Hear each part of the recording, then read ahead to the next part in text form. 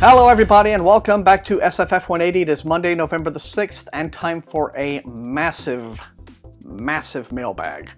I took last Monday off, probably unwisely, as a result of all the work that I was doing on the 12 Days of Halloween videos, which were great fun, by the way. Thank you all once again if you stuck around for that week and watched all of those and interacted and participated in that Halloween celebration. I love doing it, and I love those of you who watch it, so thank you. But we're back to regularly scheduled programming here at SFF180, and so in order to keep this, again, from being a big Peter Jackson-sized mailbag, I took a Twitter poll to see, if people wanted it split into two parts, if it ended up getting too big. Most people have said, no, go ahead, make it big. All right, fine, if that's what you want. But I'm still going to try to do this one very, very efficiently. Okay? I'm going to eliminate little habitual things I usually do, which are like, oh, and this package is from such and such a publisher. I'm not going to do that, okay? We're just going to go down the pile, book to book to book, and keep it very, very efficient, all right? So, just to say, I hope all of you had a wonderful Halloween, and let's take a look at what your November reading is going to look like, shall we? Okay, so we might as well get going with the most obvious one first. Get this big bad boy out of the way. It's a tome. This is 1,200 and something pages worth of Oathbringer, which drops from Tor Books on the 14th. Third volume in the Stormlight Archives. The War of Reckoning comes to a sudden and destructive close as a new, far greater threat appears on the field of battle kindled by the deadly Everstorm, etc. Okay, and that's really all you need to know. If you're reading this series, you're reading this series. And you probably are reading this series, most likely, because on BookTube, frickin' everybody reads Brandon Sanderson, okay? So you're either you're looking forward to this, and if you're not, you're just not. So you already know if you're on board. Interesting thing, when I originally got a PDF of this about 3 weeks ago from Tor, along with an email saying, okay, strict embargo on reviews until the release date. I was like, okay, fine, that's it. And then I saw like a different email that someone else got saying, okay, if you want to publish a review before the release date, you just make sure it's spoiler free. So I don't know exactly how strict Tor is going to be on review embargoes with this one, but suffice it to say, my plan is to have my review of this ready by the 14th, if nothing else. So, it is now, because it is top of the stack, now that Halloween's done with. All right, so, Oathbringer on the 14th. But don't worry, fantasy fans, because we also have this one on the 14th as well. Can't have enough fantasy. On the 14th, Deadhouse Landing by Ian Esselmont. This is his new Malazan novel. This is the second volume in the Path to Ascendancy trilogy, I guess. So it's a new prequel trilogy. Guess it comes after Dancer's Lament, which was the earlier book. Okay, fine. Well, let's see. Dive into the turbulent history of the Malazan Empire in the second book of the essential prequel trilogy to the fantasy epic, the Malazan Book of the Fallen. All right, then. So here you go. Deadhouse Landing, it's like, coming on the 14th from Tor. Okay, it looks like Tor's just bringing everything out on the 14th. This is the Eterna Solution by Leanna Renee Hyber. Okay, and this is the latest in her Prism Award-winning Gaslamp Fantasy series. The satisfying conclusion, Hyber brings Victorian London, New York, and Washington, D.C. to life, and fills the cities with ghosts and monsters. Okay, the Eterna Commission and the Omega Department, okay, which I guess fight paranormal doings in this gas lamp setting in the U.S. Pretty nice, full of suspense, romance, and Victorian details. This fascinating historical fantasy continues to earn critical acclaim and delight its dedicated fans as it seamlessly integrates backstory and characters. From Hyber's strangely beautiful series, the Eterna Solution provides a satisfying conclusion to the Eterna Files trilogy. All right, well then if you're a fan, you'll be happy to know this one wraps up on the 14th. Moving on down the line, we have an epic fantasy, again from Tor. This one is already out. This one came out on the 31st. It's The Mongrel Mage, and it is the latest, probably something like the 19th or the 20th volume in Elie Modesit's Saga of Recluse series, which I have to admit I'm still not entirely sure about. I've read the first two, thought the first one was all right, didn't care so much for the second one, but it goes on and on and on. And so I'm, intrigued to see what future volumes are like, later volumes that I still have yet to get into. But anyway, in the world of Recluse, powerful mages can wield two kinds of magic, the white of chaos or the black of order. So that's kind of the whole magical premise behind the world building here. And then I guess it just goes on with adventure after adventure after adventure after adventure with different casts of characters. So he's built a big expansive world, if nothing else. So The Mongrel Mage, if you are a Recluse fan, is available now in hardcover. Next package had 3 items from Saga in it, some arcs as well as new books, and this is the finished copy of Communication Failure by Joe Zaja, I believe, is how you pronounce that. This is described as a space opera comedy. It says it's a mechanical failure, which was the first volume, to which this is the sequel, often plays like a sci-fi riff on the 1961 satire Catch-22. So, all right, so Communication Failure comes out from Saga in hardcover tomorrow on the 7th. And then on the 14th from Saga, we have the finished copy of Dark Deeds. This is the 3rd book in Mike Brooks' Keiko trilogy. This, again, is space opera, although this one is not humorous, but apparently it's very adventurous and fun to read, and I have heard from folks who have read the first 2 of these that they've quite enjoyed it. So Dark Deeds from Mike Brooks on the 14th. And then finally, in that Saga package, there is this arc for a book that comes out on January the 19th, I believe. Let me have a double check that. No, January the 9th, excuse me. This is an anthology called Robots versus Fairies, which doesn't sound like it would be all that great a deal for the fairies. Edited by Dominic Parisienne and Nava Wolf, and it has stories from quite a list of names here. Catherine Valente, John Scalzi, Ken Liu, Shannon Maguire, Jonathan Mayberry, Delilah Dawson, Jeffrey Ford, and Alyssa Wong. There's got to be some other folks in here too. Yeah, Jim Hines, let's see, Tim Pratt, Annalee Newitz is in here, Sarah Gailey, Kat Howard, Mary Robinette Kowal, Maria Davana Headley, Max Gladstone, Lavi Tidhar, and Jim C. Hines are all in this. So let's see, get ready for the ultimate deathmatch between the mechanical and the magical. Travel with us to distant stars, step sideways into worlds under the hill, journey across ruined landscapes at the end of the world, solve riddles in the Old West, and follow that strange music to the dive bar down the road. Let's see, kind of hard to read the print here like this. The robots and fairies are waiting for you there. They are waiting for you everywhere, and now the time has come to choose a side. Uh-oh. Old stories will be upgraded, worlds will collide, science will give way to magic, and magic will become science. Okay, so little mashup here. Fantasy and SF in Robots vs. Fairies on January the 9th. And for those of you who like a little bit of alien warfare, I haven't really read books like this in quite a long time, and I miss this kind of SF. I think I should probably dive into these. But anyway, this one's called Darkness Falling, and it is coming out from Harper Voyager in mass market, as you see, on November 28th. The series is Andromedan Dark, and the book is Darkness Falling. And let's see, so this is the sequel to Altered Starscape. And I guess welcome to a new corner of the universe no human and possibly no race known to man has ever seen before. After a black hole tossed a crew 4 billion years into the future, Lord Commander Grayson St. Clair, because of course that's the kind of name you would have if you were Lord Commander, must guide the Tellus Ad Astra through this uncharted region. Far from the worlds they know, the colony ship is on its own, facing something that seems to have no weakness, something whose sole purpose seems to be devouring civilizations. So, kind of has a Peter F. Hamilton sound to it, doesn't it? But yeah, I should dig out the first book and read them both, I think, because they sound like they would be my cup of tea when I'm in the mood for that sort of SF. So anyway, let me know in the comments. And next up from Pyre, we have the finished copy of The Nine by Tracy Townsend. You've already seen me get this one as an arc. This comes out on the 14th, and it is a new fantasy. It's sort of like a squad story, right? On the dark streets of Korma exists a book that writes itself, a book that some would kill for. Black market courier Rowena Downshire is just trying to pay her mother's freedom from debtor's prison when an urgent and unexpected delivery leads her face-to-face with a creature out of nightmares. Rowena escapes with her life, but the strange book she was ordered to deliver is stolen. The alchemist knows things few men have lived to tell about, and when Rowena shows up on his doorstep, frightened and empty-handed, he knows better than to turn her away.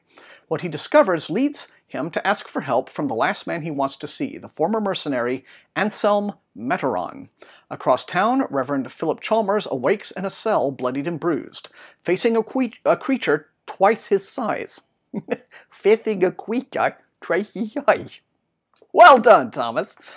Translating the stolen book may be his only hope for survival. However, he soon realizes the book may be a fabled text written by the creator himself.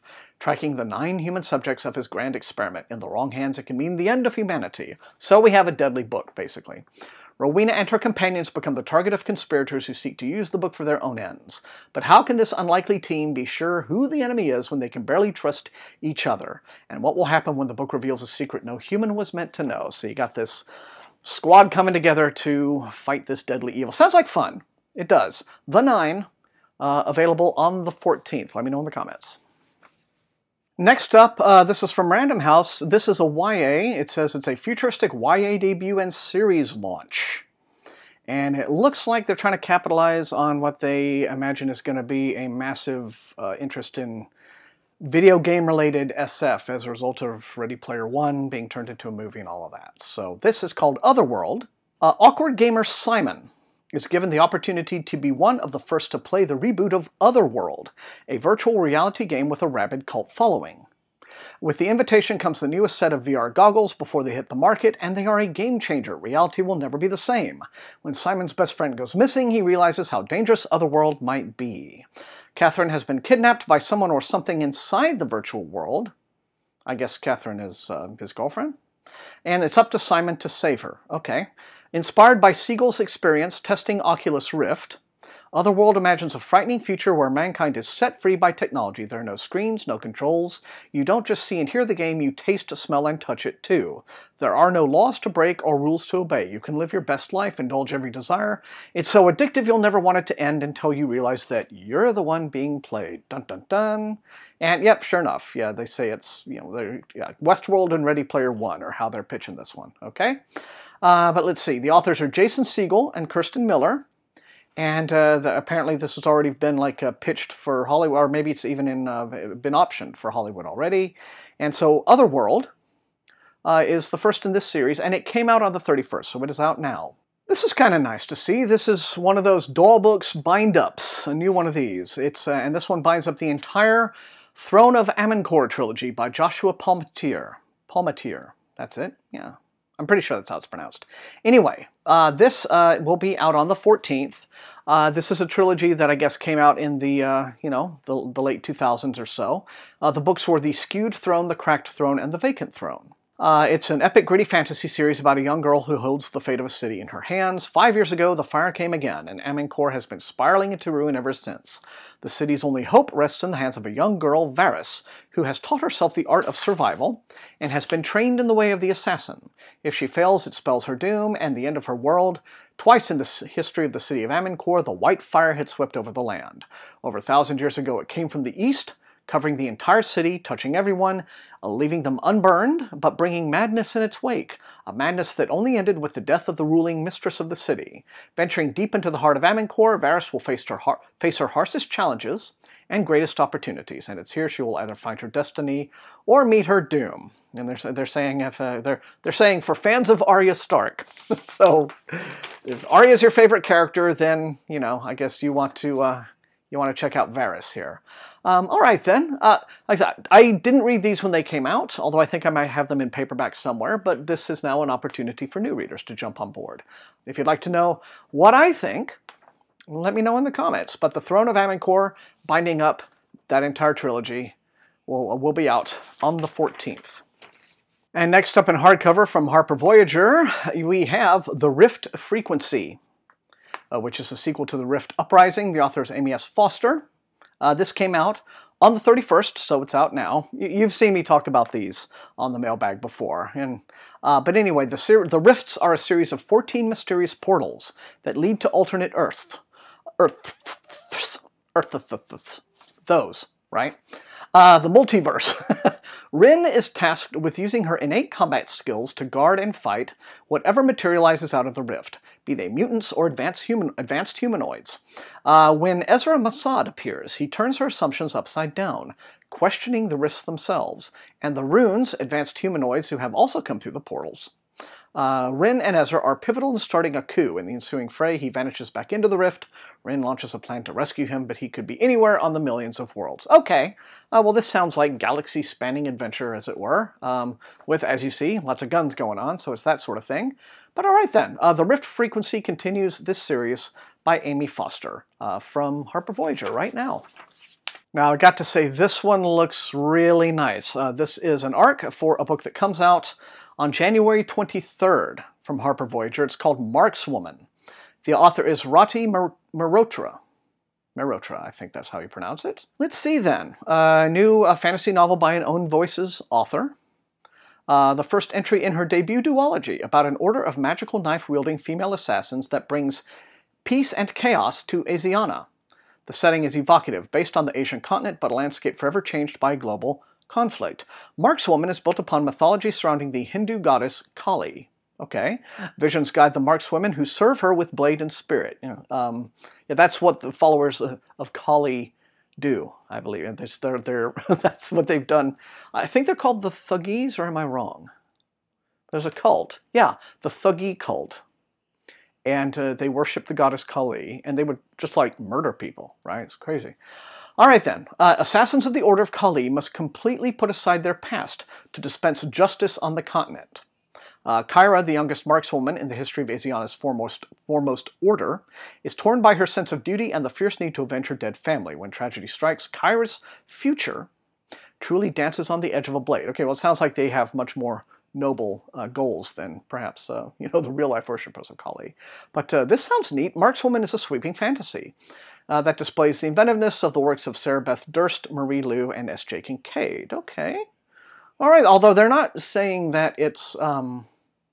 I mean, those are young adult authors, but they're not saying that this is a young adult. Maybe it's like crossover appeal, as it were. But, okay, well, cool. I guess we'll find out on January 23rd. But if you would like me to read it in advance for you, just let me know in the comments. And speaking of S.J. Kincaid, well, right up next, we have this one from Simon & Schuster. This is The Empress, which is the sequel to her novel The Diabolic, which came out last year. And this, I believe, is already out.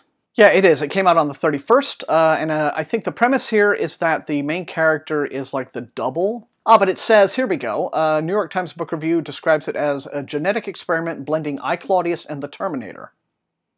Okay, yeah. I like it. So, yeah, because she is, I think, artificial to a certain degree, or something like that, or something. She has been built, bred, constructed, whatever, to be the protector of this royal figure. Okay, then. It's good enough for me. The Empress is out now by S.J. Kincaid. Brief interlude here. Much as I love working with the fine crew at Random Penguin, the fine publishing house, home to Ace Rock and Doll Books, among others, guys, I didn't need 4 bind-ups of the Throne of Amancore. I didn't. 4? I really didn't. I mean, thank you, but... Okay, I guess what I'm going to do with those is I'm going to keep one. Obviously, I'm going to give one to my local library. I'm going to give one to a BookTube friend. And then the last one, I'll think about it. Maybe I'll do a giveaway here. Let me think it over while I unwrap the rest of these.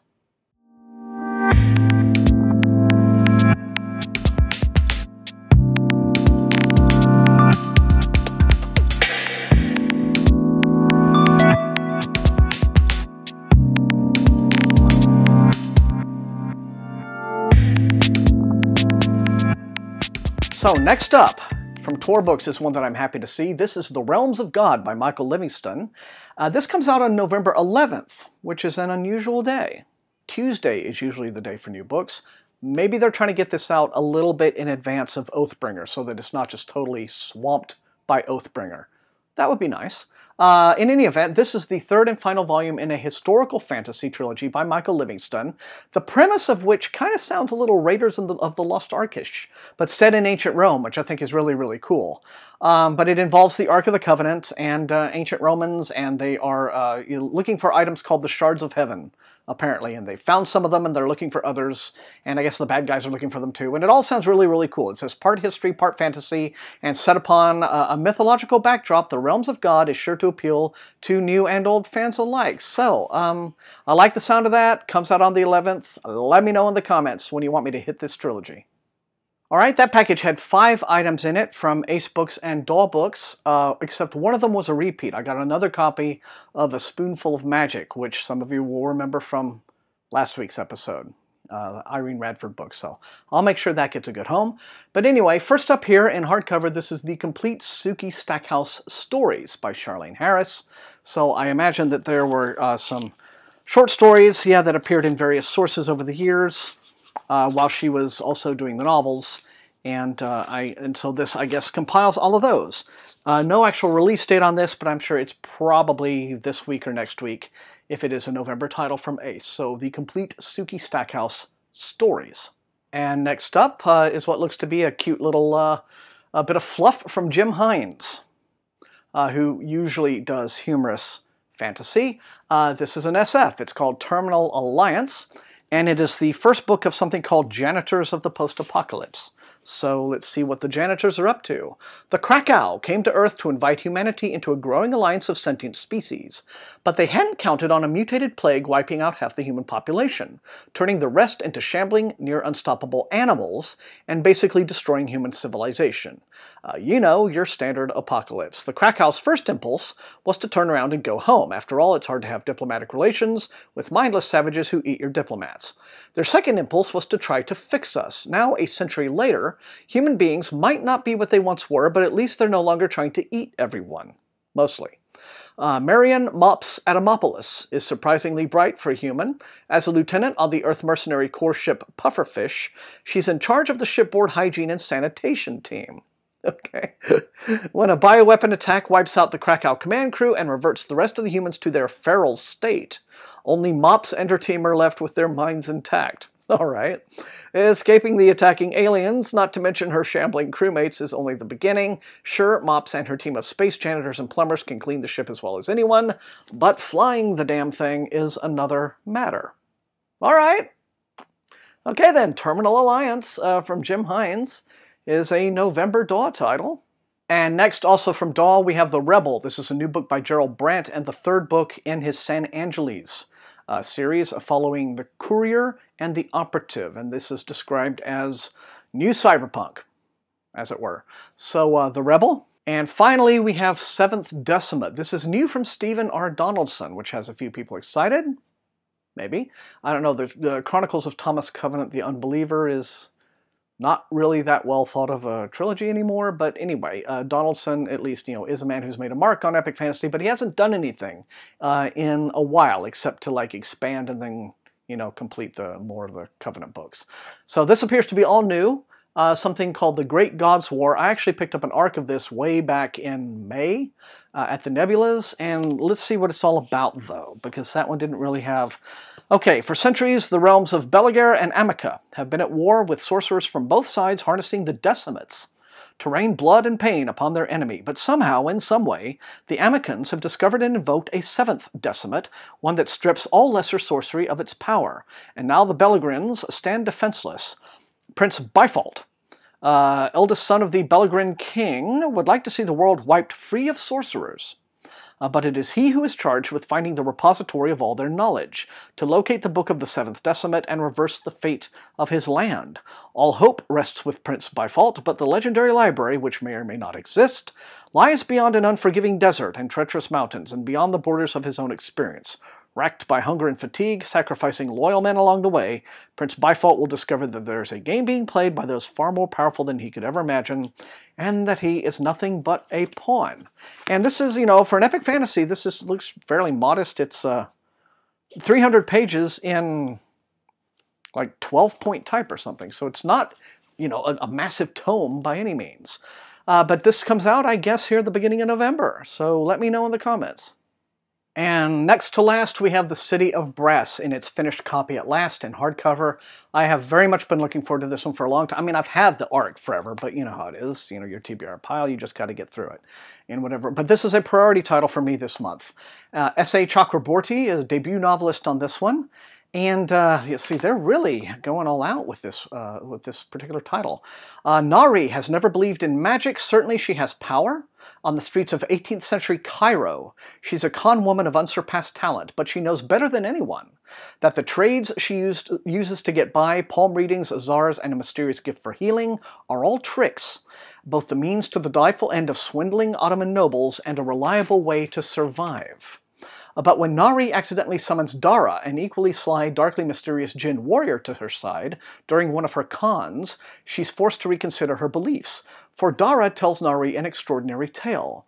Across hot, windswept sands teeming with creatures of fire, and rivers where the mythical Marids sleep, past ruins of once magnificent human metropolises, and mountains where the circling birds of prey are more than what they seem, lies a diva... If the book is half as good as this sell sheet, I'm already sold. Lies Davabad, the legendary city of brass, a city to which Nari is irrevocably bound. In Divabad, within gilded brass walls, laced with enchantments and behind the 6 gates of the 6 Jinn tribes, old resentments run deep. And when Nari decides to enter this world, her arrival threatens to ignite a war that has been simmering for centuries. On the 14th, like I said, along with Oathbringer, this is the other priority November title for me, so you don't have to tempt me in the comments with this one, but it does come out on that date. I was wrong, everybody. I have 2 more packages, but they're both from Random Penguins, so let's see what they're all about. Okay, I should have expected this. It's Artemis by Andy Weir, which I have had as an arc for ages. I've read it, in fact. Not going to tell you what I think of it just yet. This is another one where they wanted me to embargo my review, but I will probably try to get it out a little earlier than that because Kirkus and Publishers Weekly and all of those have already put their reviews up, so I feel like it's open season then. But Artemis from Andy Weir, it's his follow-up. It is set on the moon. It's a young woman on the moon who is, where it's in a domed city and there is a class system, and she is trying to kind of work her way up to like being able to afford her own apartment. And then she has a sideline where she smuggles things to the denizens of the Moon City, which is Artemis, and gets offered, a job that sounds too good to be true, and all sorts of trouble ensues, and there you have it. So it's a different sort of a story than The Martian, very different, but in some ways it shows a lot of similarity to what Andy Weir has done before. So you will see my review of this one on the channel very shortly, but it comes out from Crown Books in hardcover on November the 14th. And then last, but by no means least, on this week of the Mailbag, we have Strange Music. This comes out tomorrow from Del Rey Books. It's by Alan Dean Foster, and it is a new Pip and Flinks adventure, which is a series of his that is set in the Commonwealth. That's his universe. And these 2 characters, you have Pip, I guess, is the human, and then little sort of like lizardy, dragony sidekick guy, right? And they have had all these adventures going down over the years. And a few years ago, he supposedly completed the Pip and Flinks series altogether, but then now, boom, whoop, here's a new one. So I guess you can't keep a good series down. But as I said, this arrives tomorrow. Fans of fun, fast-paced, imaginative science fiction adventure, rejoice. It's the indefatigable Flinks. I got him wrong. Flinks is the human character, and his venomous mini-drag Pip. There we are, derp. Facing danger and doing good is their business, provided the price is right. Okay then. So, tomorrow from Del Rey Books. And there we have it. That's it for the last 2 weeks of mail here at SFF180. And a big, amazing batch it is too, because November, all the November stuff, right? And what is the lesson that we have learned from this episode, boys and girls? That's right. You are going to be spending a pile of money on the 14th, because that is the day for everything to drop, apparently. So get ready, start pinching those nickels and pennies and quarters, because you're going to need them. Anyway, you know the drill. Light up those comments. Let me know which of these looks most interesting and exciting to you, which you'd like to see me prioritize for review. Otherwise, if you enjoyed watching, slam that like button, share the video, and above all, please subscribe if you haven't done so yet, because SFF180 is very close to 4,000. We're about to hit another milestone, so let's push that one over the line, shall we? You can also support the channel at my TeePublic store and at my Patreon. or recruits into Wayne's Army get little perks like getting to see some of my videos the night before and things like that. So I want to thank all of those lovely, amazing people for their additional support. I want to thank you for being awesome viewers. And until I see all of you next time, happy reading.